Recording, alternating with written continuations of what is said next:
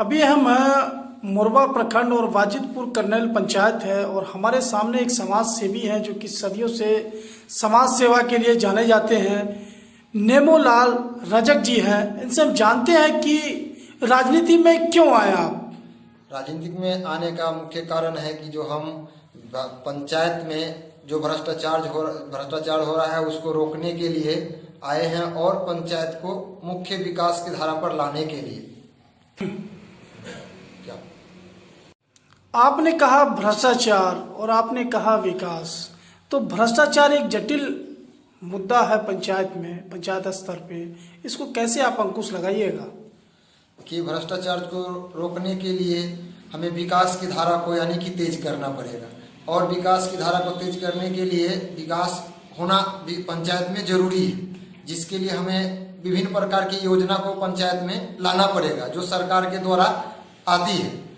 उस योजना में आ गया शिक्षा में हमको सुधार करना पड़ेगा, स्वास्थ्य उपकेंद्र को यानी कि प्रतिदिन खुलवाना पड़ेगा, बिजली से किसान को जो खेत में की खेती करने के लिए बिजली का जो समुचित व्यवस्था नहीं हो पाया है उसको हर खेत में यानी कि जा करके कनेक्शन करवा करके समुचित सिंचाई का व्यवस्था करवाएंगे, पशु शेड बनवाएंगे, डस्टबिन बाल्टी का जो पूरा कचरा रखने के लिए है उसको यानी कि दिलवाएंगे, वृद्धा पेंशन दिलवाएंगे, कन्या विवाह योजना के अंतर्गत जो राशि मिलती है उनको यानी कि सुचारू रूप से दिलवाएंगे, सोलर लाइट लगवाएंगे, आवास योजना और शौचालय जिसमें बिचौलिया बहुत घूस लेते हैं या कुछ करते हैं उसको यानी कि निःशुल्क हम यानी कि दिलवाएंगे। इसका वादा भी करते हैं हम पंचायत स्तर पर। पत्रकार महोदय, आपने एक सवाल किया था जो भ्रष्टाचार को आप कैसे खत्म करेंगे।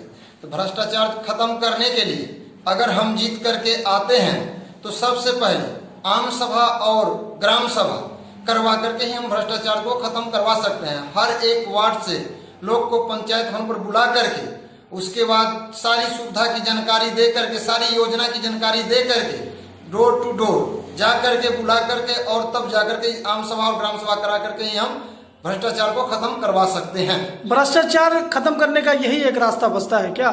जी सर, रास्ता तो यही है। दूसरा रास्ता है जब तक हम जनता के बीच में और जनता से रूबरू होकर के नहीं अगर यानी कि काम करते हैं तब जो भी कठिनाई उत्पन्न होती है जनता के बीच हम तक जब नहीं आएगा तो इसका यानी कि हम उस पर यानी कि हम कुछ कैसे लगा सकते हैं। बहुत परेशान रहते हैं और उनके पास कोई सुविधा नहीं है, इसके लिए क्या कुछ ब्लूप्रिंट है आपके पास युवाओं के लिए? हाँ सर, ब्लूप्रिंट क्यों नहीं है। हमने जो मिशन बनाया है या जो युवा के लिए खेल कूद के लिए किया है, एक पंचायत में एक ग्राउंड बनाऊंगा, उसके बाद पंचायत में क्रिकेट का, वॉलीबॉल का, बैडमिंटन का हर चीज का व्यवस्था करके युवा के प्रतिभाओं को प्रेरित करूंगा और ऊपर जो राज्य स्तर हो या जिला स्तर हो वहां तक पहुंचा करके अच्छा से अच्छा मेरा युवा मेडल लेकर के आए, इसके लिए हम यानी कि युवा को प्रेरित करेंगे और सम्मानित करेंगे। मतलब आप एक खेल का ग्राउंड भी बनाना चाहते हैं, ऐसी आपकी सोच है? जी, मेरी सोच ऐसी ही है ताकि मेरा युवा यानी कि होनहार हो और जो युवा में भविष्य छुपा हुआ है वो यानी कि ऊपर तक जा सके। युवा आज पलायन के लिए बहुत परेशान है, कमाने के लिए कभी दिल्ली, कभी मुंबई, कभी हैदराबाद, कभी कहीं दर दर की ठोकरें खाते हैं। आपके लिए पंचायत स्तर पे कुछ ब्लूप्रिंट बनाया है रोजगार देने के लिए? सर, अगर पंचायत में हम जीत करके आते हैं तो पंचायत में युवाओं के लिए सरकार के तरफ से बहुत सारी योजनाएं आती है जो कि जिसमें 10 लाख तक का ऋण मिलता है, उसमें आधा छूट हो जाता है सरकार से और आधा ही युवा को देना पड़ेगा। उससे युवा बहुत सारे छोटे बड़े उद्योग कर सकते हैं जिसमें वो यानी कि यहाँ रह करके मसाला का उद्योग कर सकते हैं, मशरूम की खेती कर सकते हैं, छोटे बड़े वाहन ले करके और युवा पलायन करने से रुक सकते हैं। इससे मेरे पंचायत का भविष्य भी सुधर सकता है, आगे बढ़ सकता है। तो आपने ये सोचा है कि युवाओं को यही बैंक द्वारा ऋण शिविर लगा के लोन मुहैया करा के उनको यही रोजगार दिया जाए? जी सर, हमने तो यही ठान रखे हैं कि जो भी यानी कि काम अपने पंचायत स्तर से ही पंचायत भवन पर बुला करके ऋण की सुविधा और व्यवस्था करवा सरकार से जो या बैंक द्वारा वहाँ ऋण शिविर लगा करके और सभी आदमी को फॉर्म भरवा करके इसका यानी कि लाभ दिलवाएं। युवा पलायन न करे और दर दर की ठोकरें न खाएं। सरकार की महत्वाकांक्षी योजना है नीतीश सरकार के 7 निश्चय, इसको धरातल पे कैसे लाइएगा? आपके पंचायत में क्या स्थिति है? सर, मेरे पंचायत में जो सरकार की महत्वाकांक्षी योजना है बहुत ही अच्छा योजना है। अगर इसका 50% भी काम मेरे पंचायत में अगर हुआ होता तो आज मेरी पंचायत का यह स्थिति नहीं होता। जो कि पंचायत में बहुत बदतर स्थिति है इसका, यानी कि हमारे पंचायत में आज तक न गली बना, नली बना, न सड़क बना, केवल अधूरा काम जल नल का हो सका, जिसके कारण जनता में त्राहिमाम मचा हुआ है। और सभी आदमी चाहते हैं कि हमको अच्छा से अच्छा काम दे या अच्छा से अच्छा काम करने वाला व्यक्ति मिले। और सरकार का जो है योजना, ये अच्छा योजना तो है ही, इसके लिए जो भी प्रतिनिधि बनते हैं उनको समाज में ला करके जो भी योजना है उसको ला करके पुल पुलिया का निर्माण, सड़क का निर्माण, जो टोला गांव के अंदर बसा हुआ है उससे सड़क, मुख्य सड़क तक जोड़ तक ला करके बनवाने का काम करके ही हम इस योजना को सुचारू रूप से चला करके।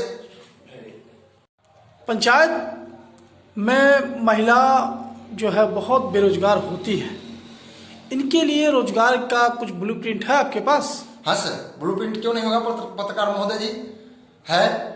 उसके लिए हमें यानी कि पंचायत में आधी आबादी तो महिला की ही होती है, उनके लिए हमको कुटीर उद्योग का यानी कि जो लगाना पड़ेगा।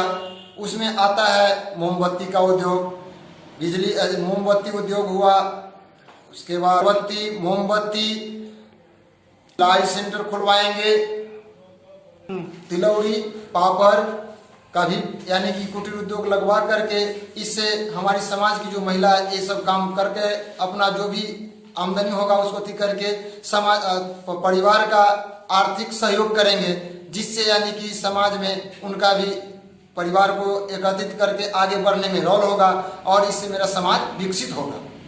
नेमोलाल जी, आपने जो इतनी बड़ी बड़ी बातें कही हैं, ये चुनावी जुमला है या वादा है?